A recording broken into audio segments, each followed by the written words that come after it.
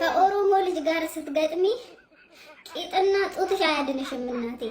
የደረሰበት ነው ይሄንን ስሜት ሊያቀው የሚችለው። ደግሞ ታማኝነታቸው ቄሮ ጆሌ ሲባሉ ኦ ብለው ነው ግር ብለው የሚመጡት እንዴ ለሽና ጋይስ ምረት አውርዱልኝ፣ ይቅር በሉ።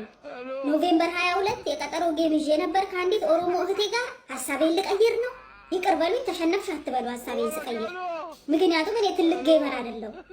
ልጠበጥቡኝ አልገኝም። እኔ ስሜቱን አውቀዋለሁ። እኔ ከዚህ በፊት ደግሞ ታማኝነታቸው በእንግሊዘኛ ፕሮሚስ ትሰራሽ፣ በሱዳንኛ ፕሮሚስ ትሰራሽ።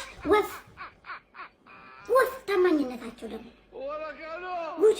ይሄ ደግሞ ኢሉ የሚባለው ያዘንባል። ጌሙ ካለቀ በኋላ ራሱ ያላለቀ መስሎት ይሄ ሰው እያረተው በሉት አንበሳውን እያባከነ ነው ብዬ ከስር ኧረ አንተ ልጅ ተውተው አንበሳውን እያባከንክ ነው። ኖቬምበር 22 ለእኔ የቀጠሮ ጌም አለኝ ከእናንተ ልጅ ጋር።